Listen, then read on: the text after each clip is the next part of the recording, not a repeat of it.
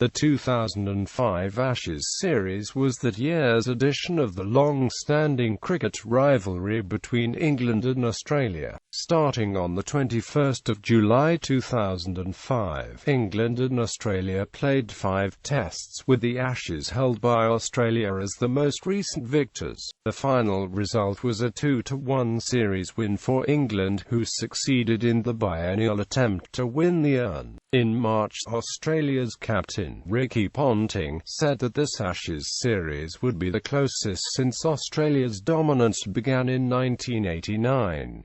Since 1989, when Australia started the winning Ashes streak, England had only come within one match of the title once. In 1997, Australia were the preeminent side in the world, while England had dropped from being the top-rated in 1981 to 6th for much of the 1990s. They reached a low point in 1999 with the series loss to New Zealand, leaving them bottom of the unofficial Wisden Cricketers' Almanac rankings. However, since the previous series in 2002-03, England had improved on the 5th place in the official rankings, and were second before this series. Australia were still top-ranked, but England had won 14 and drawn 3 of their 18 previous Test matches since March 2004, and had won 6 successive series. Nonetheless, before the first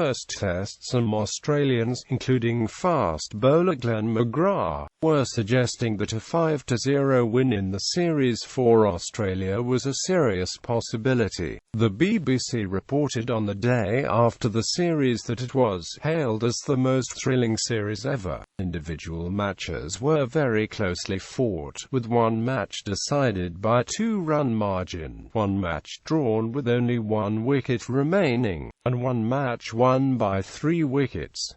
The outcome of the contest was not decided until the very last day of the series. Australia won the first Test comfortably, but the second Test saw England level the series with a 2-run victory, the narrowest win in Ashes history. The third Test ended in a draw, and England won the fourth Test in Nottingham by 3 wickets, losing 7 men in a chase of 129. After England enforced the follow after gaining a lead of 259 on first innings, the 5th and final Test started on the 8th of September at the Oval in London. It entered its final day with England batting in the second innings, 40 runs ahead with 9 wickets in hand. Australia needed a win to force a 2-2 series draw and retain the Ashes. Any other result would give the Ashes to England and end 16 years and 8 series of Australian dominance. After a day of fluctuating fortunes, England established a lead of 341 after Kevin Pietersen's maiden century, and Australia batted for 1 over before the teams went off for bad light. The stumps were pulled out of the ground, and the match was declared a draw to ensure the return of the Ashes to England. Squads.